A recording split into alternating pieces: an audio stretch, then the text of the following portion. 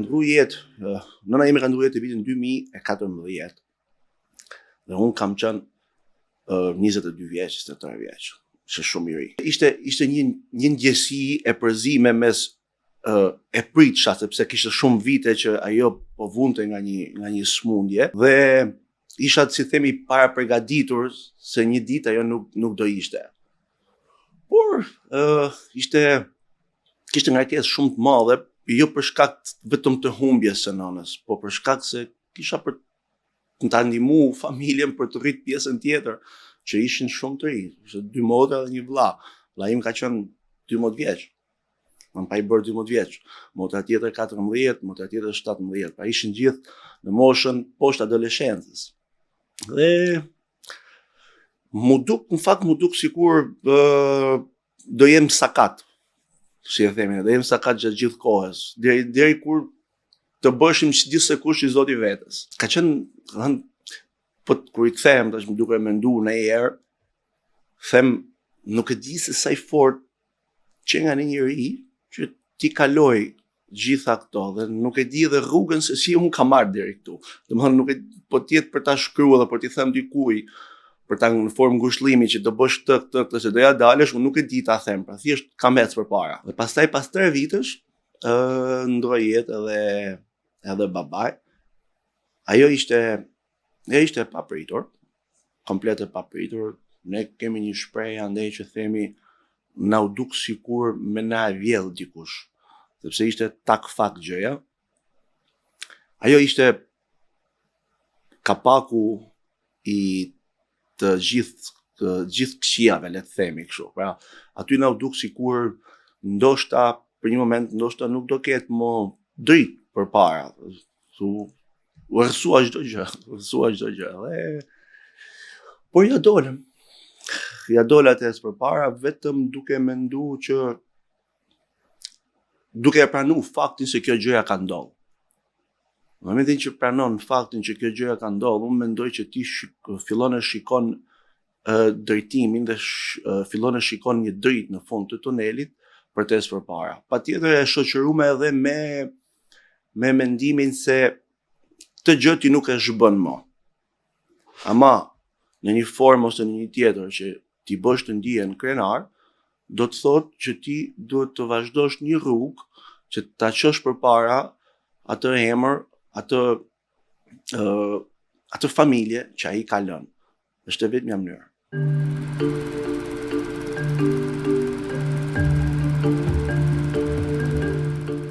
Kur ka ndru jetë edhe i madh, unë pas 3 muajsh jam martu.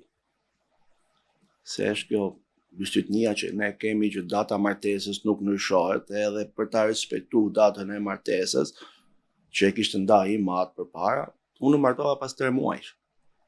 Dhe e them këtë se kur kam marrë nusën time, ajo ka qenë 19 vjeç diku, edhe e them se nga 3 fëmijë që kisha, u shtu dhe një. U bëm 5 antarë të familjes, ku të gjithë ishim të ri.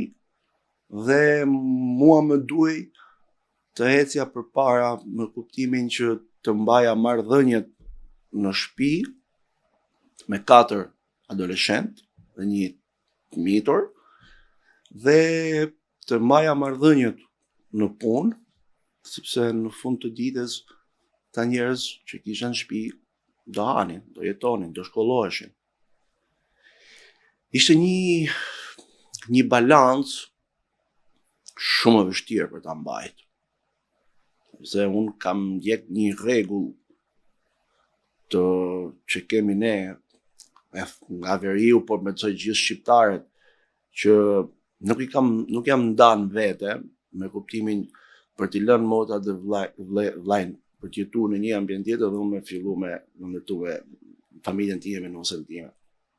Deri ditën që janë martu, unë kam jetu me ta. Dhe sot akoma aktualisht unë jetoj me vllajin tim, që është 25 vjeç. Deri ditën që do martohet, patjetër do vazhdoj edhe ai. Pra, në një formë ose në një tjetër, kam bërë rolin e prindrit me ta, pavarësisht se unë isha vllaj dhe është 2 herë e vështirë. Dhe vjen një moment që të thonë, shiko, Dakor, ti na thu kujdes të, këshillat që mund çdo prind i jep fëmijëve. Por e mendoja shumë shpesh që mund të më thoni një ditë mos harro se ti je vllai.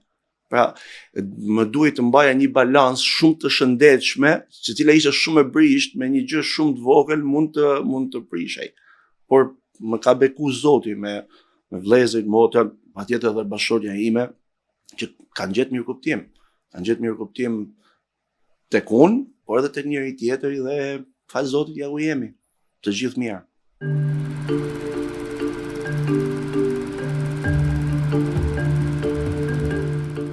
Djali erdhi pas një viti, domethënë në 2018, në 2017 i mat kanë thuajë, në 2018 erdhi djali. Tu kam një fjali që ma ka thënë një mik i imi në mënyrë komplet rastësore. Kisha një vit shumë të vështirë pas ndrimit të jetës babit, edhe më dukeshin sikur gjërat nuk shkojnë, sikur asgjë s'po ecën mirë, isha i mbi ngarkuar, qoftë emocionalisht, qoftë nga kërkesa punës për të kërku punë, për të ecë, për të punu. Dhe rastësisht atë ditë që nga lindjali unë takoj një mikun tim në kafe. Edhe e kishte marrë vesh dhe më tha, vlla, të troj djali, tha. Faleminderit, i thash, më ngjotha një fjalë. Tashita që të kalin djali, tashita do të hapen gjitha rrugët e jetës. Edhe them drejtën ashtu ndodhi. U kthy një mirësi. E gjithë jeta jonë ndryshoi. Filluam ta shikojmë jetën me pozitivitet, filluam ta shikojmë jetën që po, gjërat bëhen dhe ne mund t'i bëjmë.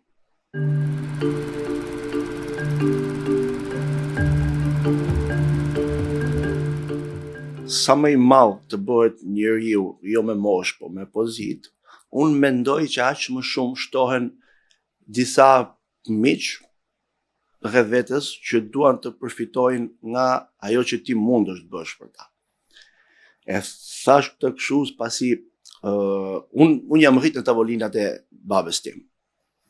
Patjetër që gjithmonë nuk kam pas drejt flas për vetëm gjoj, edhe shikoja me madhështi gjithmonë ato tavolina, shikoja me të rrethuar me njerëz, me miq, të cilët më dukeshin të fortë, edhe të mirë, edhe të bukur po të thush.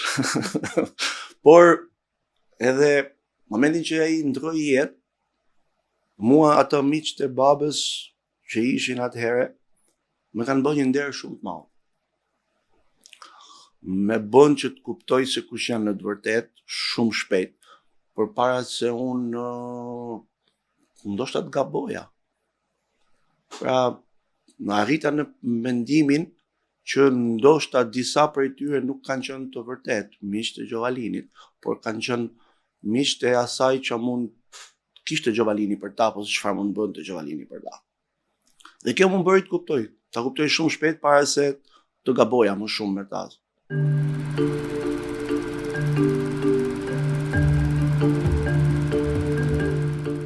Në vendin ton, për ne një fëmijë të politikanëve, atëherë flitet sikur këta janë rehat, ta s'kan nevojë, pra ka një fryrje realisht shumë të teprume, por në të vërtetë, në realitet, nuk ishte ashtu. Dhe nuk është ashtu dhe sot. Pse e them këtë? Gjovalini përpara se të merresh në politikë është marrë me biznes. Edhe ka bërë biznese nga më të ndryshmet për të mbajtur një familje. Vështirësitë në biznes nuk janë të lehta, janë shumë të mëdha, aq më tepër kur ti nga biznesi hidhesh në politikë dhe kur një individ si puna e babës tim që biznesin e kishte vënë në shërbim qytetarëve më shumë se sa në shërbim të familjes, ti gjëja vështirësohet herë dy. Dhe mua mu desh të merresha me biznesin. Fillimisht e kisha detyruar për të merresha me biznesin. Por nga marrëdhëniet me biznesin, fillova të kisha të dëshirën të merresha edhe me politikën.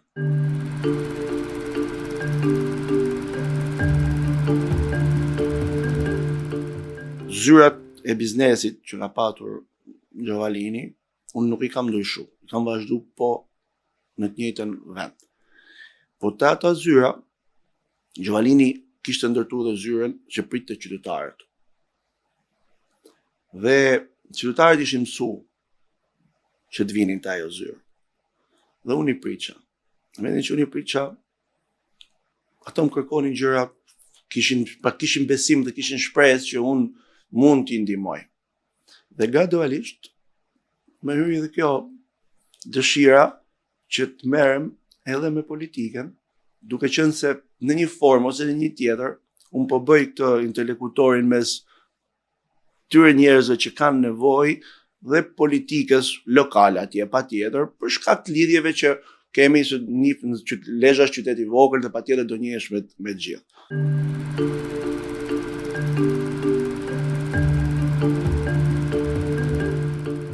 Kam qenë pjesë e Freshit që në 2005-ën, kam qenë shumë aktivist në fakt në Lezhë, edhe patjetër që Edi Ramën në kuptimin e kam ditë se si punon, po edhe e kam njohur personalisht. Kam qenë kështu një farë i vogël, një farë rebelit, sepse realisht doja të punoja me të rinjtë edhe të rejat. Por në 2025-ën, Edi Rama vendosi që ta hapi totalisht partinë dhe të ftoi gjithë të rinjtë dhe të rejat të bëhen pjesë e deputetit që duam, dhe nga aty do përzgjidheshe që të ishe kandidat për deputet. E në fakt e pash si një moment që ka nevojë politika të bëhet ky ndryshim i brezave. Apo vjen momenti, ka ardhur momenti që të bëhet ndryshimi i brezave në politikë bërjen në vend. Edhe aplikova, patjetër, që të jemi pak korrekt, e lajmërova. Unë i shkruajta një mesazh kryetarit partisë, edhe kryetarit bashkisë së Lezhës, dhe i thash që kam dëshirë të jap kontributin tim në listën e Partisë Socialiste për qarkun e Lezhës. Dhe kontributi im, ja shpjegova, dua që të jetë në listat e hapura për të matë veten time, por edhe për t'ju treguar ju se sa vlej dhe se sa mundem. Edhe patjetër përqafun dhe doli emri. Në qarqet e Veriut, më Shkodën, Kukshin dhe Lezhën, unë jam i vetmi deputet që kam del nga lista hapur. Pra në Veri vetëm unë e kam marrë mandatin nga lista hapur të Partisë Socialiste.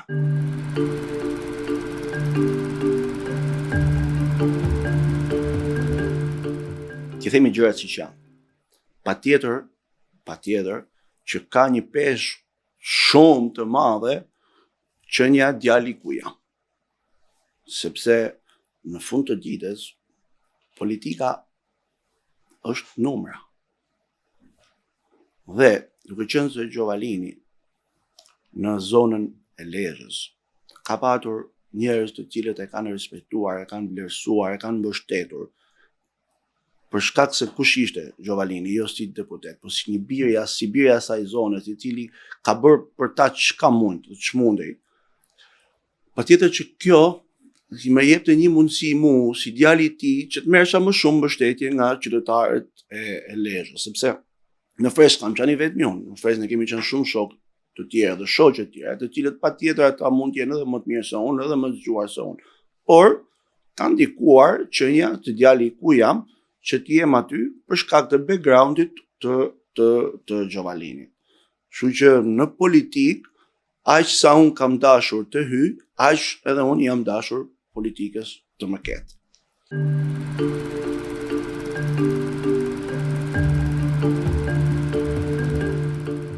E para, po, unë vi nga lista hapur, ku unë njoh njerëzit që më kanë votuar, që do të thotë, e them këtë, pra e njoh çdo individ, pothuajse çdo individ që mua më ka mbështet.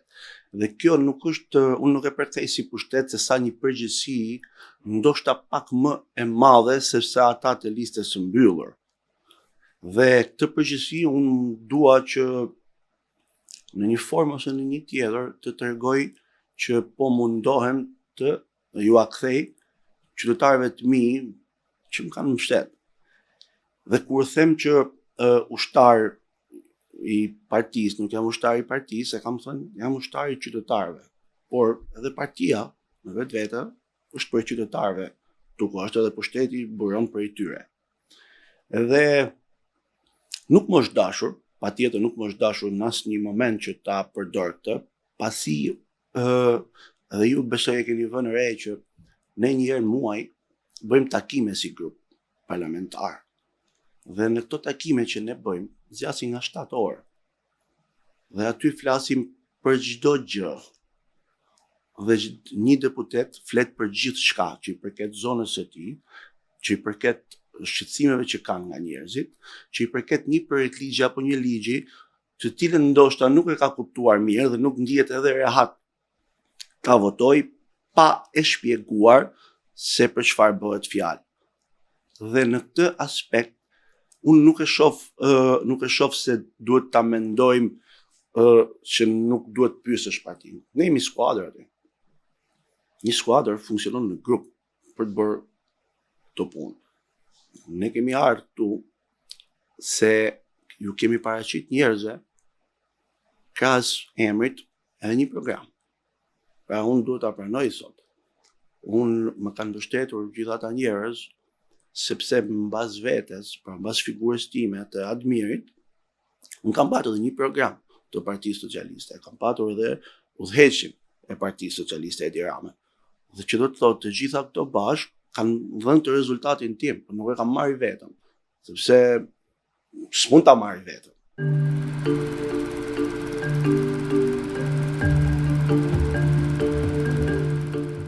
Unë i respektoj deputetët me përvojë në parlament që janë në edhe të Partisë Socialiste, por patjetër që ne brezi i ri që kemi hyrë në këtë grup parlamentar jemi ardhmja. Dhe kjo është e dukshme, është e natyrshme dhe është normale. Tani, a funksionon ajo shpreha që ushtari i vjetër e urdhën ushtarin e ri? Jo, nuk funksionon, sepse gjithsekush aty ka një arsye pse është aty, ka një kontribut. Personalisht, them të vërtetën, unë aty i shoh gjithë si kolegë mi. Nuk kam hasur në vështirësi në asnjë gjë. Ka ndikuar edhe qenia se i ku jam, të jem korrekt me ty, ka ndikuar për shkak të raporte që kanë pasur që një ish kolegë tyri edhe ti madh dhe gjithsekush aty nga këta veteranët mundohen të më japin një këshill sipas versionit tyre, patjetër. Në fillim edhe dukej pak se sikur ne jemi këtu, ju erdhët. Por edhe ishte natyrale dhe normale sepse nuk na njihnin. Pra ne ata nuk e dinin se ne sa jemi të zotë të bëjmë apo sa jemi të aftë të bëjmë. Dhe sot jemi para faktit ku vet deputetët e veteran Partisë Socialiste e thonë që grupi i Partisë Socialiste me të rinj është grupi më i mirë ndonjëherë që ka ardhur në parlamentin shqiptar dhe në grupin tonë.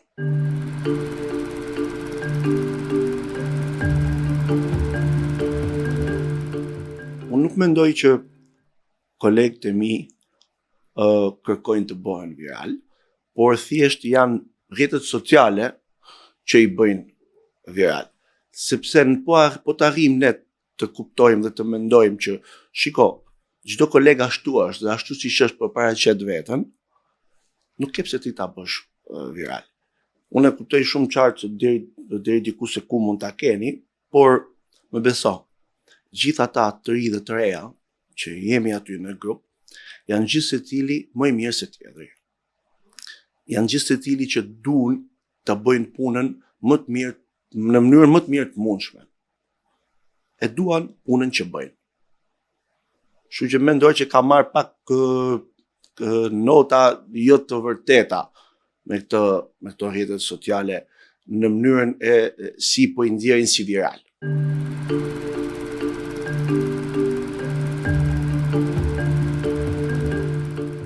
Ne të rinjt, mendoj unë, po gjithë grupi jonë parlamentar, kolegët e Partisë Demokratike nuk i shohim si kundërshtar personal. Ne aty jemi kundërshtar politik, ne aty bëjmë debate për politikën, por në aspektin personal dhe profesional, unë mendoj që ata meritojnë respekt. Arsyeja pse zëri i tyre nuk dëgjohet, arsyeja pse aty nuk jepet mundësinë të shfaqin veten e tyre se kush janë në të vërtetë dhe sepse ata nuk thonë atë që mendojnë, është një problem i leadershipit të tyre. Ama nga njohjet e mia personale dhe individuale, kam respekt për gjithë secilin aty, sidomos për këta të rinj që kanë ardhur, sepse i shoh që janë para se të jenë politikanë janë njerëz dhe kjo më intereson më shumë.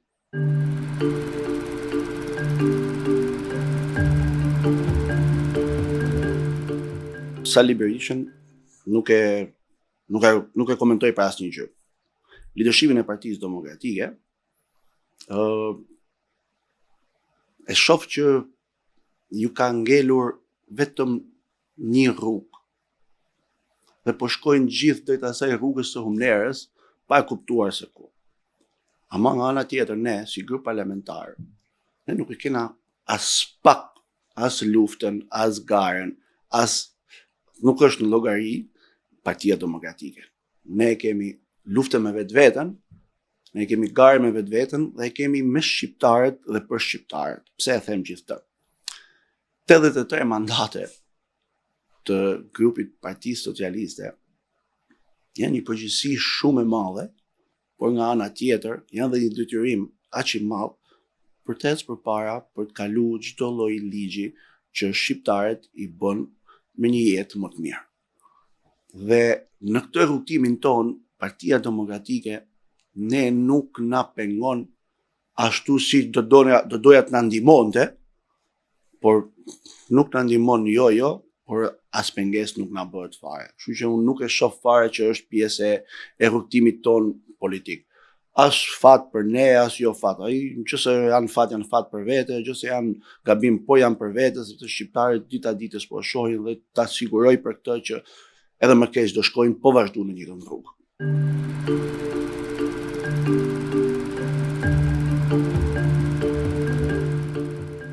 Në fillim,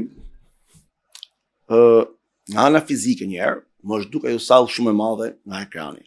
Në momentin që kam hyrë brenda, më është duke jo aq e madhe. Gjithashtu, më është dukur dhe shumë sallë formale.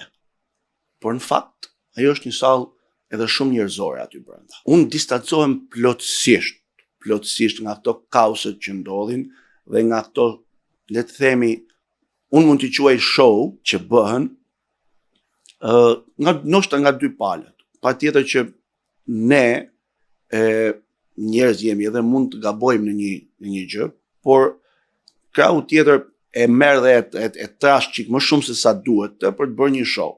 Dhe arsyeja pse unë distancohem totalisht nga kjo gjë është e para si karakter.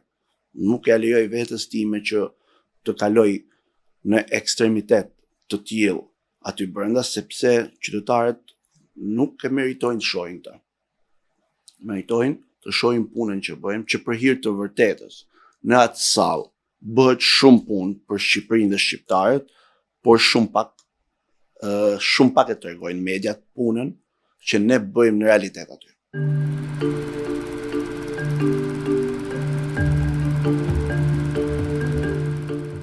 Unë mendoj që e kam përmbushur dhe përmbyllur detyrën time si djalë për një prind atë ditë që kam marrë mandatin. Nga ajo ditë e në vazhdim, unë kam filluar të ndërtoj Admirin. Patjetër duke mbi moralin dhe mbi respektin dhe mbi rrugën që Gjovalini ka lënë, por sipas mënyrës time. Edhe më është ofruar të ulem në karrikën që ka qenë Gjovalini dhe nuk e kam pranuar, të më vërtetën, dhe kam thënë sepse do të ulem në karrikën time. Unë kam ardhur deri këtu, fal një rrugë që ma ka lënë ai, por unë nuk kam ardhur këtu për të krahasuar me Gjovalinin. Unë kam ardhur këtu për të vazhduar rrugën time, për ndërtu Admir Kadelin, sepse jam i bindur se sot unë jam më i lirë se kur që në momentin që kanë ndrujet prindit e mi. Dhe nga ajo ditë, deri ditën që unë kam marrë mandatin, kam qenë një peng i emrit tyre.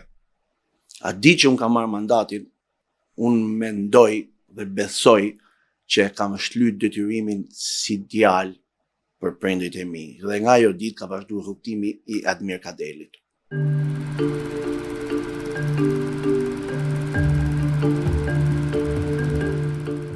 Jam i bindur që ty nuk të duket propagandë një punë që është bërë. Që do të thotë, propagandë është një punë që nuk është bërë. Ama punët e Shqipërisë sot janë kudo. Punët e Shqipërisë janë të spitalet, punët e Shqipërisë janë të qerët, punët e Shqipërisë janë të rrugët, punët e Shqipërisë janë të kopshtet, punët e Shqipërisë janë të ujësjellcat, punët e Shqipërisë janë të turistat që po vinë. Gjithë to janë punë të bëra. Po, Çfarë? kemi paguar taksat për të bërë këtë gjë dhe unë si qytetar nuk dua që dikush të dalë të më thotë me lekët tua unë kam bërë këtë, unë e di. Se ti ke marrë lekët e mia si taksa pagues, ne duke bërë punën, kaq. Unë kam menaxhuar unë kam menaxhuar taksat e tuaja më mirë se sa dje. Ne patjetër që ne jemi thjesht menaxher. Ne jemi menaxher sot.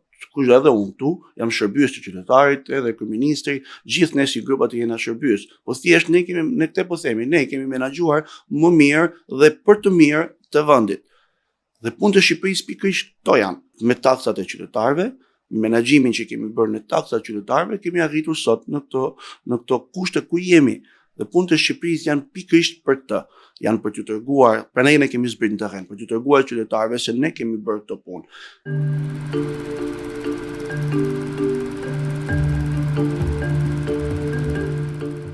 Punët e Shqipërisë janë bërë, ka shumë për të bërë.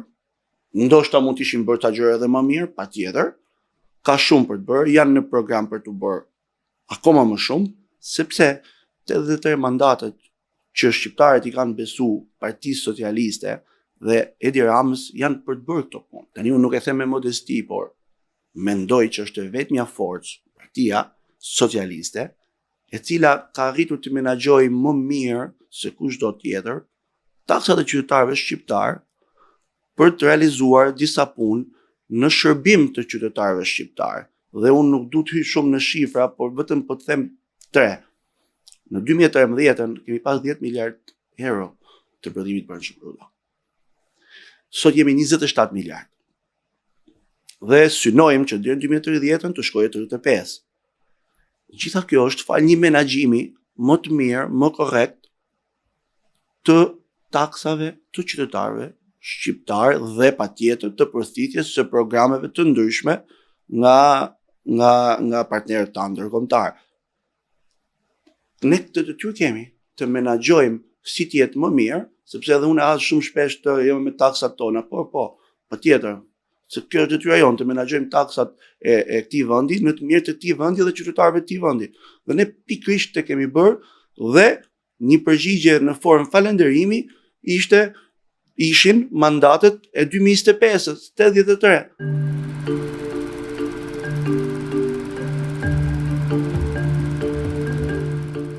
Kemi sfida, por punët e Shqipërisë që janë bërë deri tani, marrëdhënia jonë me ndërkombëtarët deri tani, procesi i integrimit deri tani, është pikërisht fal tyre punëve që janë bërë në Shqipëri, është fal kësaj marrëdhënies që ka shteti jonë me Bashkimin Evropian dhe është fal negocimit të çdo gjëje të grupit ton negociator për të arritur atë që ne kemi thënë shqiptarëve, Shqipërinë në Bashkimin Evropian 2030. Patjetër që unë do doja shumë që krahas punëve teknike që i bën grupi jonë dhe që po i bëjmë ne me Bashkimin Evropian për të integruar Shqipërinë, tu ka dhe një fazë tjetër që është punë politike, që do doja shumë që krahas këtij bashkëpunimi që ne kemi, të ishte edhe Partia Demokratike,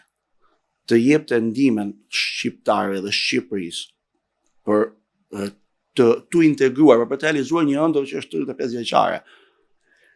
Ndërkohë, fatkeqësisht dhe realisht e them të më vjen shumë keq nga ana personale, ku në emër të grupit të Partisë Demokratike, nuk e di se kush janë individët dhe nuk i hyj, por thjesht si grup i Partisë Demokratike, nuk lehet gjë pa thënë për Shqipërinë jashtë kufive saj. Nuk lehet gjë pa thënë për keq. Propunojmë për të mos e arritë këtë.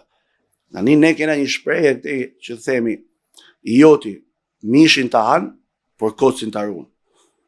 Tani ta vërtet ja hangën mishin Shqipërisë. Por pse po ja hani edhe kocin me ndërkombëtarët? Nuk e meriton ky vend jon. Nuk e meritojmë ne si brez i ri. Dhe vetmja keqardhje që kam është ky. Ndërkohë për sa i përket procesit, procesi është me të njëjtat ritme duke ecur dhe çdo ditë më shumë po shpejtohet. Ne kemi kaluar 23 ligje. Të 23 ligjet për integrimin i kemi kaluar asnjë pa opozitën. Dhe realisht kam ndjerë keqardhje. Ashtu siç kemi tani një fluks tjetër deri në fund muaj për t'i kaluar gjitha. Do shikojmë, inshallah reflektojmë, do doja shumë të ishim pjesëmarrës në këtë moment historik që do jetë për Shqipërinë. Në fund, duke të falenderuar ty për ftesën që më bëre, unë dua të them që unë nuk shqetësohem shumë për të folur bukur në media apo për të bërë viral, por shqetësohem që të dukem bukur në punën që bëj për qytetarët që më kanë sjell në këtë vend. Në fund të fundit, do doja shumë që qytetarët e Lezhës të mbajnë mend një deputet që punoi bukur, por jo që foli vetëm bukur. Shumë faleminderit.